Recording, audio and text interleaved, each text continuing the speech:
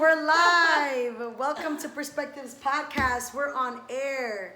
My name is Leslie. I'm always your host. We have Instagram, YouTube, and our podcast platforms with us today. Our guest today is Arista. Thank you for joining us. I love you. I love you too. Today's I feel like every episode is special because every episode we talk about something that really means something either to me or my guest. It's something that we've been through. It's something that has helped us grow. So we're always looking at topics that allow us to, heighten our potential and to better ourselves in any way possible. And so today the topic is sitting in silence. And that came up while we were having a conversation in my room. I don't even know do you remember how we got into this topic? I don't remember how we got into it, but it's special to both of us because both of us had to learn how to sit in silence and with ourselves. And that's how it started. We began discussing things that we've gone through in the most recent times, both being young women and how young busied women with young women that have always had to uphold jobs. I had a job at 13. When did you start working? I actually started working pretty late, like 16. 16, a lot of people do. So from 16, from 13 on, we're a part of our own selves beginning to work and busy ourselves with that in order to continue living. And then we have this American ideology that we consume before we even started working at 13 and 16. This American ideology is that your American dream is based off of your wealth and your net worth. And that's not true. Your American dream is if this is your level of happiness, if your level of happiness is being able to travel and as an influencer and not spending money, that's your American dream. The American dream is that you can do whatever you want. Obviously, we know that's not the truth because of the systems that we have in place in this country. But that's where we began talking, and we began discussing those systems that we have in place. Not necessarily on the topic of race, even though we did dive deep into how marginalized communities are typically the ones stuck in this systematic issue with public education and things like that. But also mass media as well, like media influence and everything like that. And that's where our conversation steered, and how we don't know how to sit in silence. We don't know how to sit in silence because we've been taught to consume. And that consumption is going to fulfill you. Yes. And we're always being targeted and marketed and advertised.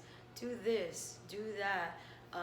Bring happiness into your life through this product. Bring happiness into your life through this experience. And all of that advertising and marketing has conditioned us to believe it. And we believe now that all of these things, right? Success, the suit and tie, college, just buying material items will make us happy. And if we don't do these things, if we don't go to college or go get a job, or if we're not, at all times thinking about our next big idea, our next big success, and if, we're not always shopping, it makes us feel like we're not doing the right things, like we're failing and we're just not achieving the things. And not only is it... We dove right in. If anyone just joined us, you didn't miss anything. We just dove right in. Right. We dove right in. Not only is it the consumption of marketing and sales and things and you end up purchasing that beauty product and it's full of sulfates and terrible things and glyceroid and things like that are not good for you. So now you're taking steps back now because you're buying a product to help you, and you're taking steps back. So now you're working even harder, you're spending even more money and even more time on this self-care that is promoted to you, right? So now you're just constantly, that's that cycle. That's one example of many many countries, but specifically to our experience, American cyclical cycles. It's it's colonialized. It's a patriarchal society who, values thoughts, ideas, and success, and money, and fame, and the lights, instead of valuing, like feelings and hearts and emotions, and relaxation, self-care, like actual self-care though, because you just brought up self-care through beauty products. So like there, this like post-colonial like society, this capitalist society, it only values self-care if you're buying items for your self-care, buying bath products for your self-care, buying books for self-care, buying using money on apps for self-care, without actually teaching us what self-care really, really deep down is. And it is that sitting in silence. And we even see in sitcoms, there's never moments where in sitcoms they, someone is taking the time to grow for themselves and with themselves. It's, the sitcoms are not real. But when you're a kid, like how I grew up, where it was sit in front of the TV, mom's got to go to work, sit in front of the TV, don't answer the door. Like that was, mom's got to go to work, sit in front of the TV, don't answer the door. And now you're just consuming. I would always put on MTV videos and VH1 videos, that channel, and always doing that type of consumption. Yeah, and definitely. And that's where we learned those things. So how old were you when you first started to, like, did someone tell you, Arista, like, you're a busybody, relax, or did you come across that on media, or did you come across that yourself? Like, what happened that you realized, like, oh damn, I need to shut off the noise, the external noise, and then the internal noise, the monkey mind, right? Like, how old were you when you realized, oh, I need to change my life, the way I'm doing things? 21. This was recently. 22. You're 22. I'm 23. This happened when I was 20. And it was my whole life. I mean, we knew each other in college, both as very busybody people. And my whole life from a young age, it was dance. And also, I didn't enjoy, as healthy, as standard as my home life was, I didn't enjoy it. We've had many discussions as to the fact that I didn't always feel accepted in my home life. I've never always felt accepted in the schools that I was in, but I felt accepted in dance. So now I busied myself with dance, and I busied myself with cheerleading, and I busied myself with work, and I began to fill my cup with all of these activities that incorporated other people. And I always knew that. Because you felt accepted for once in your life. Yeah, and I knew that. And I accepted it as who I was. Like, I'm just a busybody person. I'm a social person. I'm an extrovert. I just want to do things with people. I'm a Sagittarius. I'm a fire sign. Like, there were all of these literal crutches and excuses for my internal growth. I was this spiritual person for a long time. I was a Wiccan. When I was 15 was when I started to get into American contemporary Wicca culture. And I was this very spiritual mind, but never really knew who I was. And it didn't take until recently, shout out Myron Kilgore, it didn't take till recently when I had somebody in my life who had, in the past year, from 2019 from April of 2019 until when I met him and started hanging out with him in July 2020. Beautiful. That was a year of sitting by himself. And as he's discussed with you, Leslie's had the opportunity actually to speak directly with him. Who is this? What is Trey. Oh, okay. Sorry, I didn't. Leslie's had the opportunity to speak directly with him about that. His uncomfortability wasn't sitting in silence. It was going to football and going to working out, but it was still personal moments for him. Unlike mine, which was a fulfillment of interacting with others. His was, I'm going to go break my body and win the game. For me, right? For the team, for me. And he said, I don't want to change you, but this is, you don't sit with yourself. You speak outwardly, and you feel the need to speak outwardly about everything, and you can always do that. But how awesome would it be if you sat with yourself and talked to God? Yeah. How much more control would you have? That's cool that you had someone to tell you that and to bring that to you. Yeah, and just recently, and it really was. I was like, wow, I spent my whole life I was really hard on myself and didn't talk to a lot of people for a little bit because I said I've been a busybodied consumer who had all this wisdom, all this spirituality, but then, you know, I couldn't fix the physical realm where I needed to be around another energy. Yeah. So I had to sit and say, who am I? What is my aura and energy? Everyone always wants to talk about my aura and energy, but do I actually understand that? Yeah.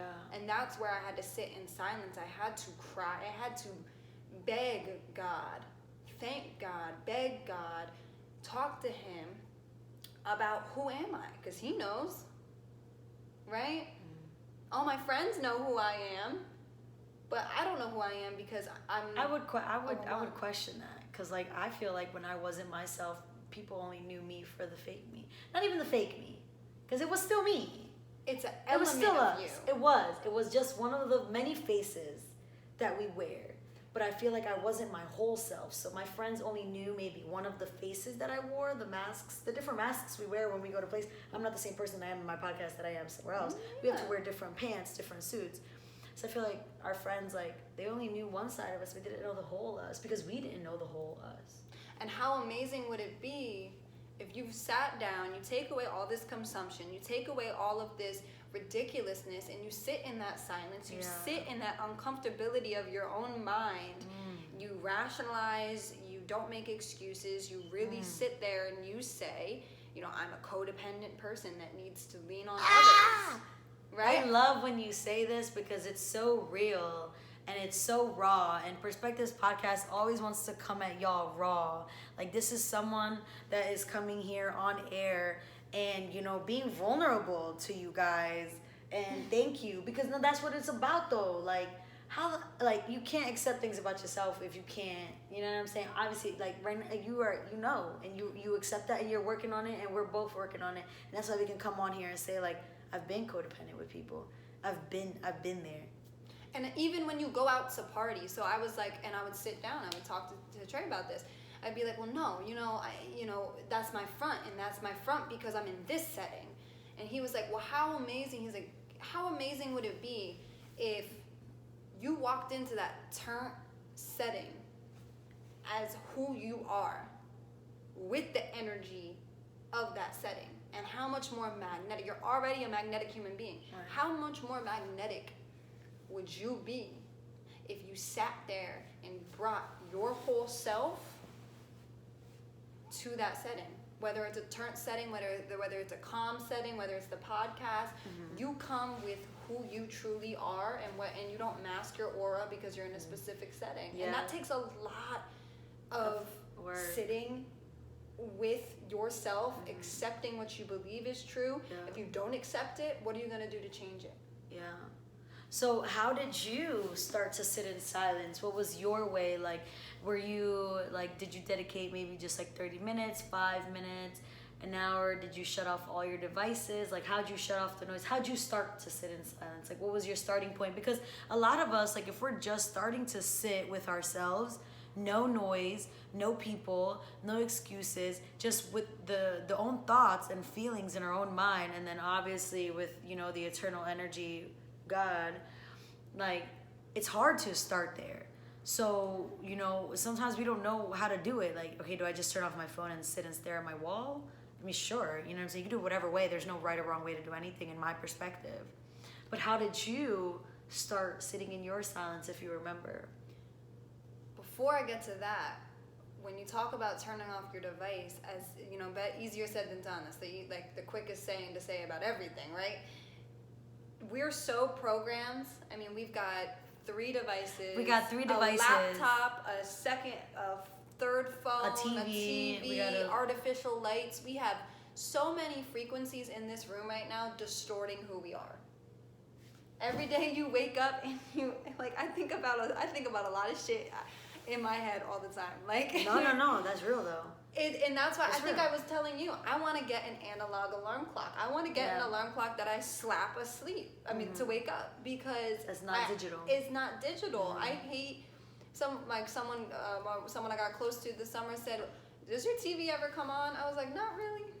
I just end up sitting and staring at the wall with the Yeah, lights off, good. with the candle on. Yeah. And that was my sit in silence. Is that how you started it? That's how I started it. So no slowly. TV and just on your bed, just. Mm-hmm. Because that's how I feel like that's how like you gotta start. Because like it's uncomfortable, right? That's the title of this podcast: sitting in silence, necessary, and uncomfortable yet necessary.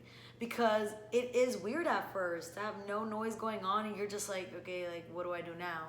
And honestly, you might just be staring at the wall for a couple of minutes, like. And for New Year's Eve, I had a panic attack because I've never been alone for a holiday. And anytime That was your first one? That was my first holiday because for my birthday, I had a birthday, my 18th birthday. You know, I'm the youngest, so there was always, like, any holiday, anything going on, any commercialism, it occurred. And for my 18th birthday, my ex-boyfriend, I wasn't with him. I went home, I went back to school, and he's texting me. He, I guess, saw one of my friends, he was a server, he saw one of my friends at the restaurant, and they were like, oh, you and Arista doing anything tonight? And he was like, no, she's back at school. And he texted me and said, we should be together for your birthday, blah, blah, blah, like these moments. But that's if you don't treat every day special. That was a good one. I can't wait for next year to come around so that when I sit here, I want to spend my birthday next year by myself. Yeah. And just receive. Yeah. Just sit there on that Friday next year and just receive. I already hate the ideologies behind like where all of these celebrations and holidays come from. All this money need to be spent to make it feel special. I And always felt it's not true. It's fake. I always felt like on my birthday I had to get drunk and be with all my friends. And like 2 years ago, with my ex-boyfriend, he was just like, what do you want to do? Oh my God, God bless his soul. And I never heard that shit. And I was like, I don't know. 2 years ago, maybe 3. I think it's been 3 years now. I don't know how long ago it was. I was turning 22 last year. Wow, I'm 23 this year? That was last year. And I was like, he's like, what do you want to do? And I've never asked myself that question on my birthday. It's never like, what do you want to do? It's like, what should you do on your birthday? You should go get your nails done. I should go get my hair. I should go get a pretty dress. I should go to a party. Shoulds, all these shoulds. I'm a girl. Go get your nails done for your birthday. I don't get my nails done. I have my nails done right now because I wanted to feel pretty. But I don't usually get my nails done. So last year on my birthday, when he asked me that, I was like, I really want to be by water right now.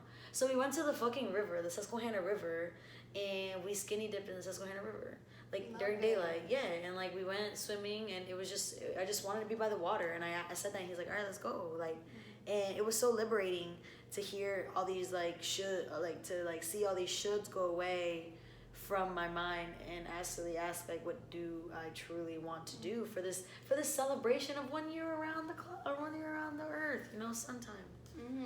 So that was pretty.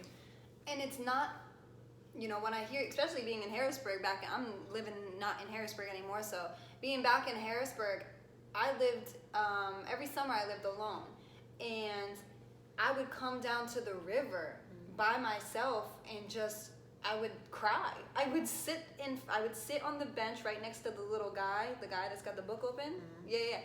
I would sit next to him. I would walk down. I'd say say hi to the men that just hanging on the porch right past this gas station. Mm-hmm. So I'd park at Strawberry Square and walk down. Okay. I would say hi to a bunch of people. I would get pretty. I'd do my makeup. I'd sing in the car, and then I would just go sit by the river by myself and just sit there and stare and cry and honestly cry. But it wasn't productive, because I was hurting myself and I was bad self-talk and saying, this is so pathetic that you don't have good enough friends. You weren't even enjoying the sitting in silence. Yeah, so it was uncomfortable. It was uncomfortable, but it wasn't productive. But I feel like, okay, so like, can I say that it was like a forced sitting in silence? Like you weren't sitting in silence like, I need to be alone right now, I love myself, I want to cry. You weren't doing that. It was no one's available to It was like a, damn, I'm alone, I hate myself. Yeah. And that's the kind of sitting in silence that we want to make sure we're not doing. Because we don't want to force ourselves to sit in silence. It's not like a... Sometimes you have to, though. You realize that That's true. your energies have been distorted by a negative presence. Especially if you're an empath and you are literally just receiving and downloading all of these energies that people around you are providing. Some people can walk through a crowd and be drained because they're that much of an empath. I'm not. I'm not very much a rock. But what does drain me is that bad self-talk. Yeah. And so I have to sit down. I could always have a person around. I could always have a person to call. And I said to a friend just recently, I said to Shane, both of our good friends, I said, I've disrespected you. And he's like, what do you mean? I think I said this to you too.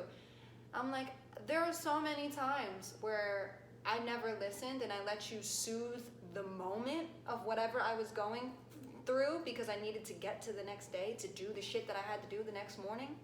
I didn't allow your advice and your hugs and your friendship heal me and help me grow. I let it soothe the moment to continue. And that's because I never sat down uncomfortably with myself and decided, what did I hate and how do I want to excel and elevate myself? A lot of people live like that. They will excel spiritually because they're wise, but they're not tapped in. I feel like they go hand in hand though. Like I don't think you can excel in one place and excel in the other, in my perspective. You can, I think, because, and this is a new thought I'm throwing out here to the world that I've never fully processed. Love it. You get the raw footage. A lot of people can read up, gain knowledge, but not have faith. Okay, so then I retract my statement. I think that we cannot excel. Like if you're excelling, like if you're working on yourself spiritually and then your physical self, like your human self doesn't match up, then you're obviously just like, oh, I'm a spiritual person without doing the work. You know what I'm saying? But like, yeah, I get it. Like you could be human wise, like down here on earth, you could do the work, but then in here be broken. Still be broken. So I agree with that. Yeah, flip-flops. Yeah. Both of them. Yeah. And again, just to reiterate, that whole segment is, it's important to sit in silence and make sure it's uncomfortable, but make sure it's productive. I've shed a lot of tears because, not because I wasn't strong, but because I did not know how to sit there with myself and say, I have control over my emotions. I have control over the situation. I have control. I have full control. And that comes again from media, from this cyclical cycle, like I mentioned with my friends, allowing whatever to, like going to get your nails done, going to buy something, whatever your coping mechanisms are, you're literally just going, you're like, okay, I'm having this feeling, I'm gonna go cope. And then immediately that soothes the moment, but it doesn't soothe those wounds. There's a song, it's called My Exodus. And he says, I can't remember his name, the singer, the preacher's name right off the bat, but I will make sure it's in the YouTube. And he says, we're walking around, a lot of people are walking around with holes in their souls. And God will help heal that. This is your exodus. And this whole song is talking about hurting yourself. I've hurt myself, I've hurt myself, I've hurt myself. I've hurt myself. No one can hurt me now. Nobody in this world could walk up to me and say something to me and hurt me. I already done did it. Yeah. I love that so much. So there's a lot to unpack, and I have a lot of, because I'm interested in the thing you said, sitting in silence but productively. And that gives me anxiety, my perspective, because that's an expectation. And I don't like expectations, because expectations are almost always never met. And that's okay, because like when you have an expectation, like life, God, the universe, in my perspective, is going to be like, you thought you knew how it was going to go? And here's a surprise, boom. And a lot of our expectations, like when we have expectations, then there's space for failure. Because when you have expectations, I feel like, all right, for example, The flyer said 6 p.m. to start this podcast. That's an expectation. I put that on myself. I chose it. And we started at 6:30. So like, not to say then don't put a time on my flyer. I don't know what the fuck the solution is. But that expectation was able to be failed just because that time was there. If my expectation is lose 20 pounds by June 2021, I can fail because there is that cutoff.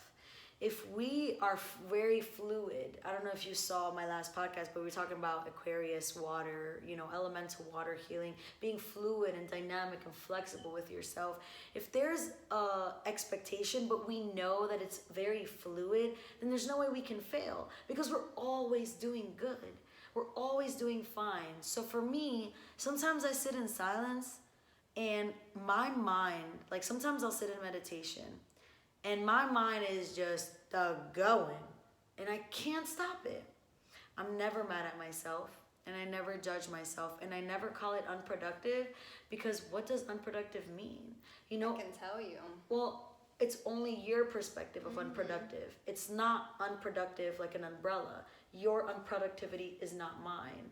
That's like your version of it. That's why it's called Perspectives Podcast, right? Like it's everyone's perspective of what does it mean to be unproductive.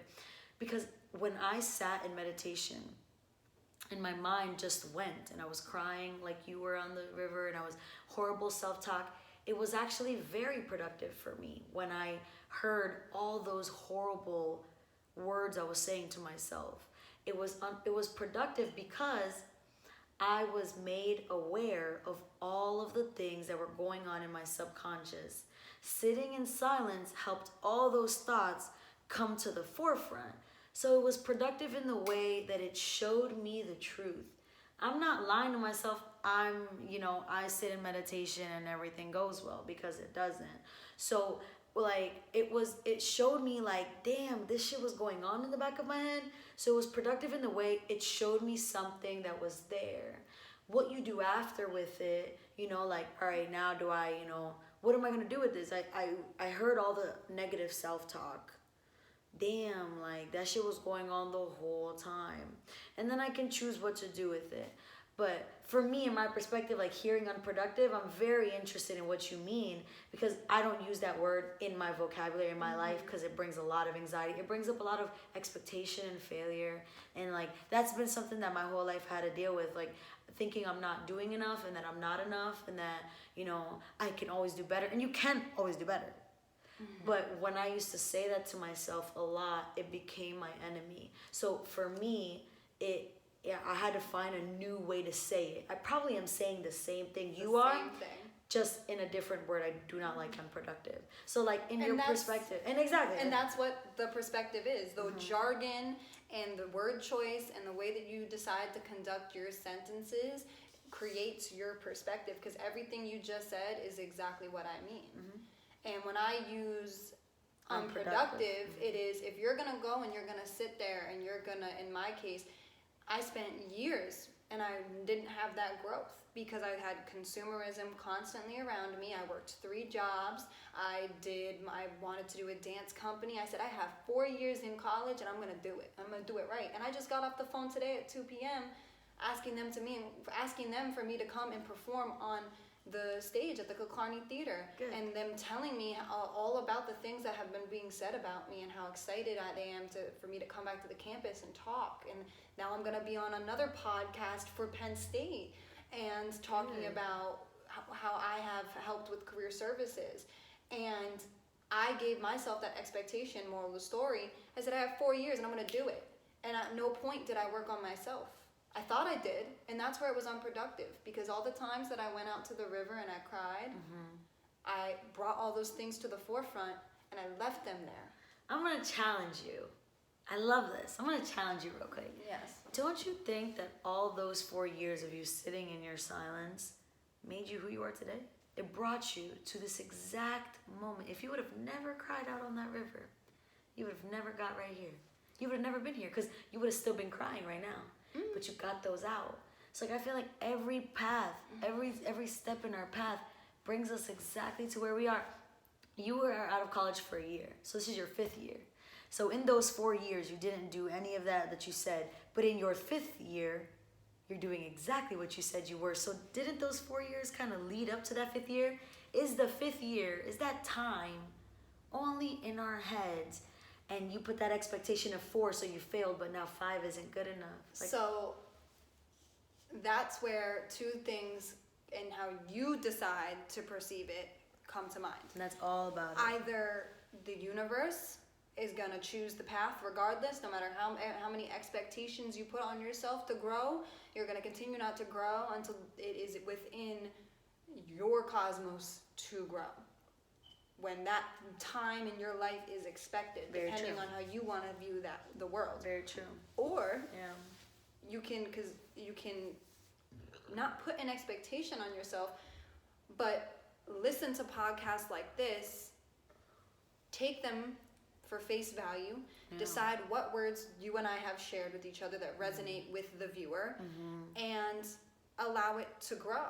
Or you can listen to it in the background and not care. You can always continue to tap in and get food for thought and grow your pour into yourself.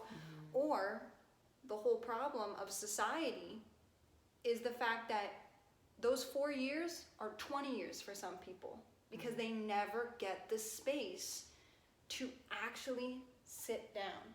We have people we have friends of ours too. We me and you have both been in very diverse spaces when it comes to just race, ethnicity, language, classism, whatever. We meet people from all different walks of lives. Yeah. So we have friends that are, trying to get out of the hood, and now they don't have the time to grow spiritually, so they spend 18 years of their life in the hood, and then at 25, 26, 30 years old is when they finally get to digress and get this moment of sitting uncomfortably in a productive way. Because all the other times that they've had to sit uncomfortably in silence is because they were waiting for the next time that they could go to work. Yeah. And then on the flip side, we have friends that are wealthy, grew up in wealthy families, that have the expectation to keep working, that never get to sit in silence.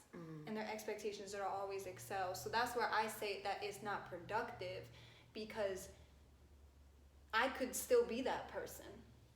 Fifth year, I could have not listened to anything. I could have not learned from anything this past summer of moving down to Baltimore by myself. But you did. But I decided to. Choice. I made the conscious decision to.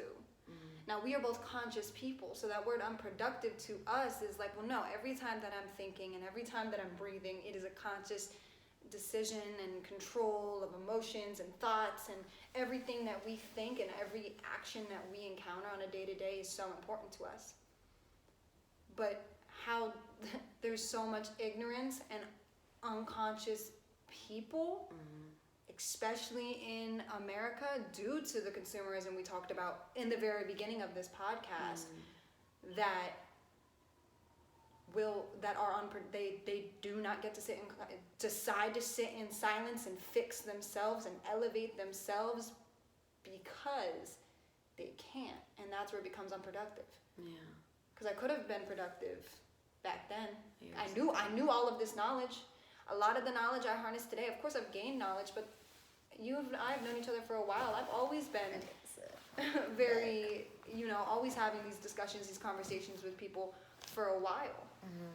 I've had the knowledge. Even this past summer, I had the knowledge. It took until I said, you know what? No. I'm going to become a better person and become a happier person, because I've said over and over and over again, this is why I'm unhappy, and I need to sit with myself and sit in silence and be uncomfortable, and I would fake it. And I would not be productive, and then I would go to my next day. But we're in the middle of a pandemic. If you have the time to sit down and work with yourself, do it. Do it, because the pressures and the norms of this American capitalistic consumer society have diminished. They're not gone, but they've diminished. Yeah. And I feel like when you don't, when I haven't, sat in silence, how could I think about all these things? Like when the TV's on and there's music up or I'm hanging out with friends, like how could I think about how to make my life better, how to make myself better, there's so much noise. How could you think about, you know, your life, your future, your goals, your, you know, your yourself when there's all this noise around? And so for me, sitting in silence like has allowed me to think about these things. I was always a busybody as well, like we said in the beginning. I was very, you know, I liked people, I liked things, I liked lights, I liked activity, I liked, you know, serotonin, I liked my blood pressure to go up, that. And that's why I like drugs, because I like the serotonin thing, you know what I'm saying? It gives me that. It's nice. I like drugs. Drugs are cool. I have broken down drug, you know what I'm saying? Just like a substance, mind altering substance that, you know, something as small as tea. it's tea. Something Tea's as a substance. small as tea. It's an herb. It's a herb. It's a plant. It's medicine. Substance, I guess. Just word vomit. But natural, it's a natural thing that is. This doesn't have caffeine though. Right, but if it did, yeah, that's coffee. that's different. That's a choice It's that a you make substance, to yeah. consume, Yeah. to alter your state. of Honestly, mind. TV could be a mind altering substance. Yeah, it is. TV could be looked at as a mind altering substance. Just saying, but There's like, radiation coming out of the screen. There's literal frequency really affecting coming us. out of. It's literally affecting. crazy. Pero like, you know, these like these things, you know, like I always liked those things, and so I always went to those things if I had time to maybe, you know, just sit in my room, be silly, maybe doodle. You remember when we were little, we used to doodle? Like, I do that all the time now because that's my way to sit with myself. Maybe you want to think about how your day went. Maybe you practice mindfulness, and maybe you want to talk about how did I react today? You know, what happened in my life and how did I react to it? How do I want to get better? Or it doesn't even have to be like a sitting in silence and thinking. It can just be a sitting in silence so that you can stop thinking. It could be both, you know. Maybe you need to think about how your day went, but also you thought about how your day went all day. You just need a fucking break, and you want to stop, you know, thinking about how your day went. And you just want to be, you know. Sometimes and that's that go in our society today. Like, we never have time to just be. We're always doing. Do, talk, think. And we're never just being, like just being here. And so that's what I've learned through sitting in silence. Like, I don't always have to do in order to be productive. That's why I don't like the word, like I already said. I don't always have to do. I could literally sit on my bed, butt ass naked, staring at the ceiling, and that's productive for me. That's like, that's healing for me. It's beautiful. So You're like, recharging. I'm recharging. But isn't that productive? Because you've learned that you need that. Completely. I've realized that I've figured out why I'm not a happy person. And I want to be. I've cried and been like, I just want to be happy so many times. I've figured out how and what will make me a happy human being. And small things like at what energy level do I need to recharge? And when you say, and you know yourself, and you know, I need to recharge, I can't give today. Yeah. That's still hard to identify for me. Very hard. But it's still, it does, you know, where you talk about expectations, that's just that smallest thing of, I just want to be a happy person.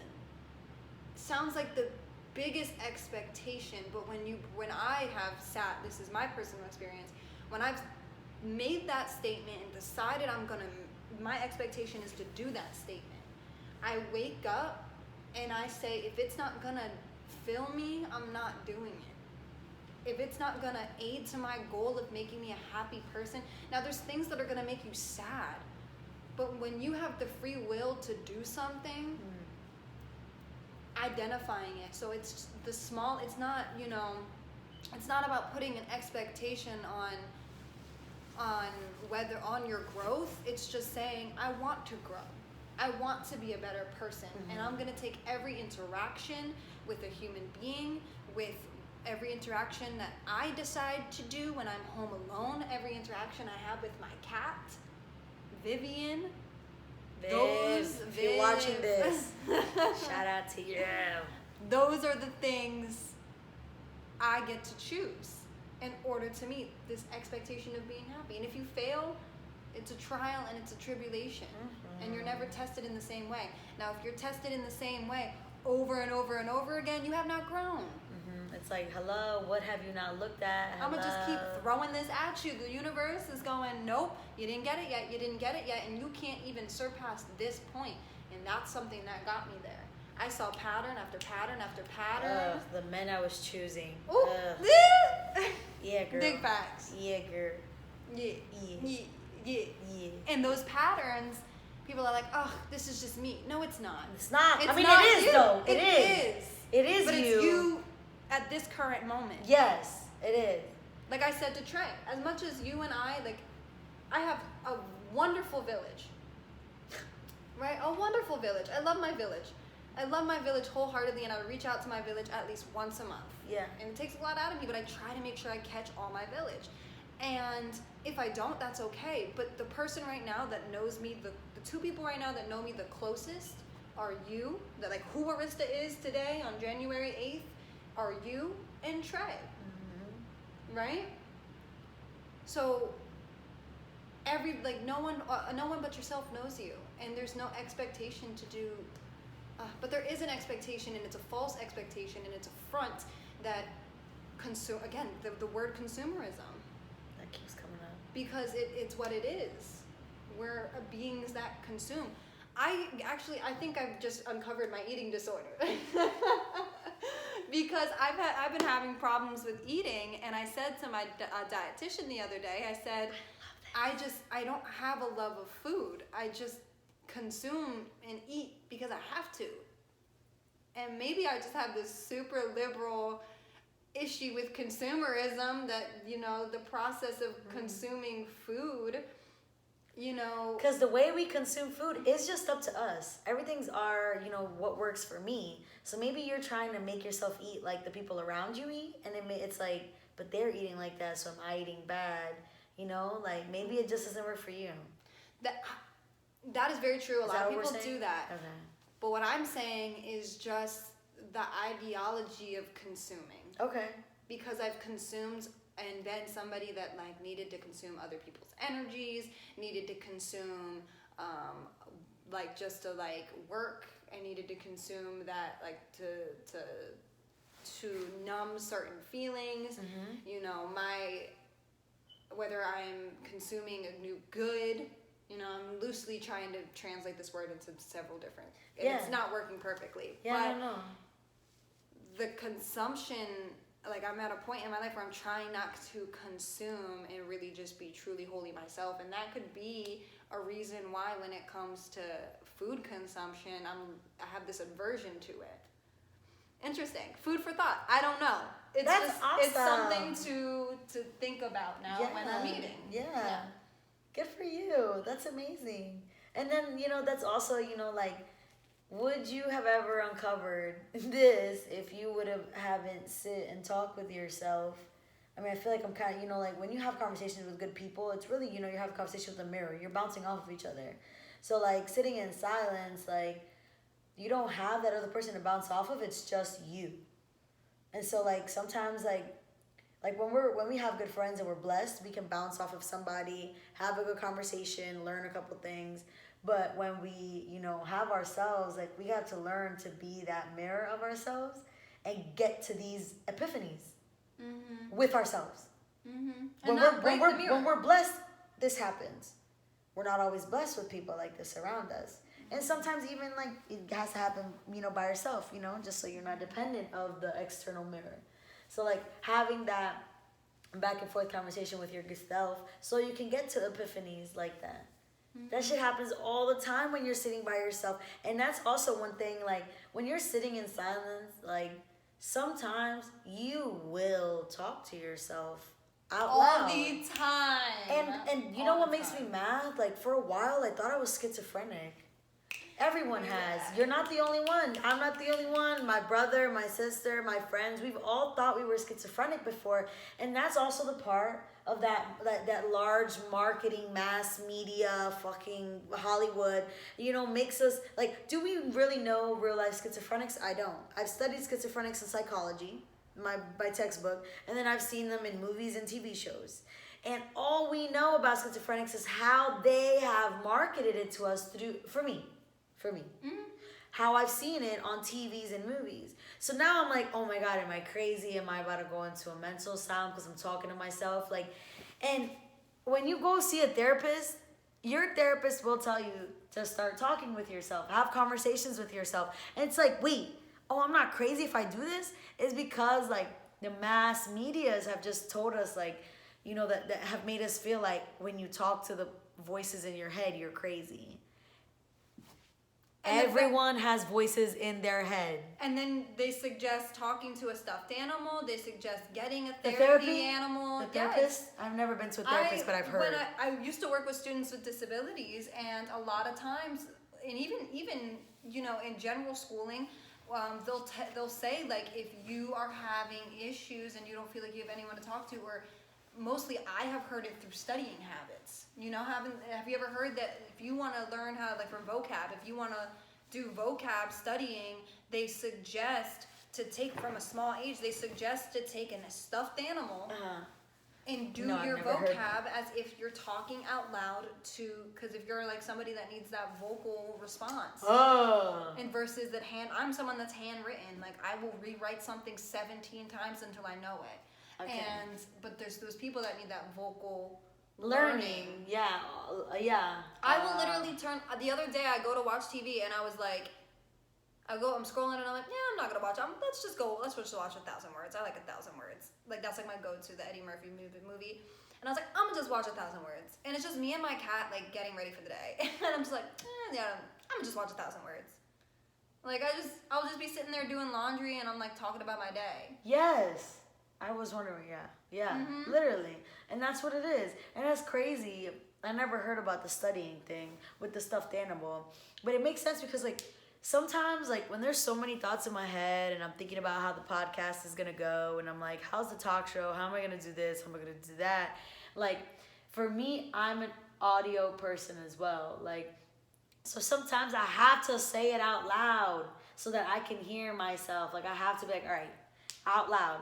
Arissa's coming at 6. I have to set up the podcast at this time. I'm going to do this. I need to do this. I need to do that. And it just makes things clearer. And I feel like it's been so stigmatized talking to yourself that it like makes us feel crazy. And like, we're really just not. And it's like the thoughts in our head, they're always on go. So isn't it just kind of like letting them out? The thoughts out, like instead of keeping them in, because I feel like in my perspective, because our thoughts are always going, when we keep them bottled up, like they have a chance to then come to a boiling point and just explode. If we don't give them that chance, if we let them out, this is this thought, all right, leave. This is this thought, leave. Sometimes people write. You have thoughts in your head, write it out. You have thoughts in your head, talk it out so that it actually goes out. Leave. It leaves your mind. It leaves your soul. It leaves your heart. It leaves. It's not a burden anymore. It lifts up on your shoulder and it goes out. And well, that ties also into healing and grounding and shifting and protecting your chakras. Everything you just said are words. Talk about it. And now I've never really been fully tapped into like the chakras and stuff, so that could be something that like future podcast, getting someone that I actually will plug you into later that could actually come and sit down and talk about that. I love the chakras. They're my favorite topic. But like, so, I mean, you already brought it up. The throat chakra, the 5th chakra right here. This is our communication. Do we receive and listen? And then do we respond and communicate effectively? Do we express ourselves? Do we speak our truth? And when I sit in silence, I'm able to say these truths out loud because sometimes we're too shy to say our truth in front of others. Hey, practice time, do it by yourself. Practice expressing yourself when you're by yourself. And then when we get around others, we've already had that practice. So now we can express ourselves and communicate effectively when we come around others. So that throat chakra opening, like talking out loud is just like so freeing. It really is just freeing your truth, through your mouth, because it can come in through many ways. So we've hit a lot of points, and this has been a great podcast. Wonderful podcast. Before we go off, and I'll answer this question so you have time to think about your answer. Ways that we sit in silence. What are some ways you sit in silence? And two of the ways that I sit in silence is, like I said, sitting butt naked on my bed, staring up at the ceiling is my favorite thing to do. I also sit in silence when I am actively writing. So I'll get my journal out and I'll have my pencil, and even if I don't know exactly what I'm gonna write right away, I'm sitting there and I have the pencil and I have the pen, I have the journal, and there's no noise. My phone is to the side, my iPad is to the side, there's no music, not even music. There's no music on, and I'm sitting there and I'm able to let these ideas flow through me and flow on paper. And then another way that I sit in silence is through my yoga and meditation practice, because there's no stimuli. I am only just working on. You can get that. It's Shane. Oh yeah, I can get it. Yeah, so we're almost done. Let's text Shane and be like, "Hey Shane, we almost there." Another way I sit in silence, like I said, is my yoga and meditation practice. There's no stimuli, so I am literally just flowing, stretching, moving my body. And in meditation, I'm literally sitting there in silence, and like I said earlier, these subconscious thoughts that were always there are coming up to surface, and I'm like, oh my god, I didn't know you were there. Oh my god, I didn't know you were thinking about that thing that still happened a fucking week ago. What the hell? You know? But you need them to come up, or else guess what, like I just said, they're gonna just stay in there bottled up and then blow up.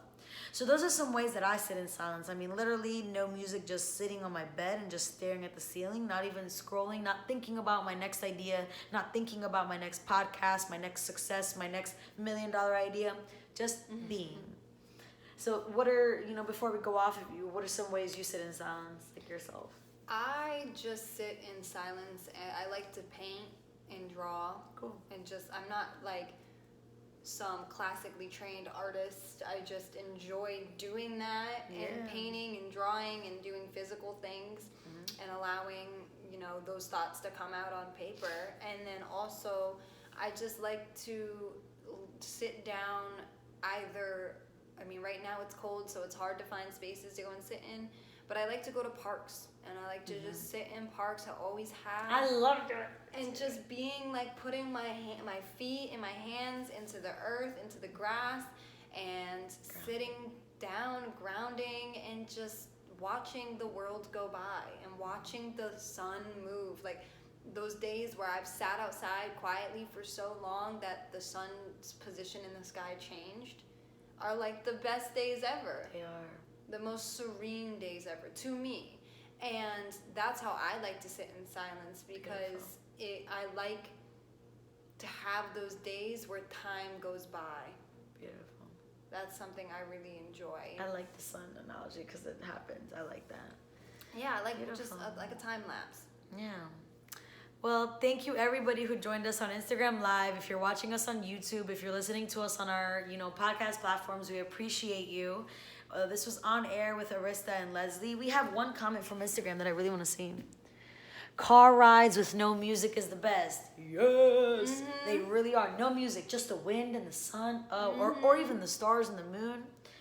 So, as always, we hope that our perspective changed and affected your perspective for the better in any way. Thank you for joining us today. Have a wonderful Friday night and a wonderful weekend. And I'll see you in 1 week from now with Perspectives Podcast once again. Thank you. Bye.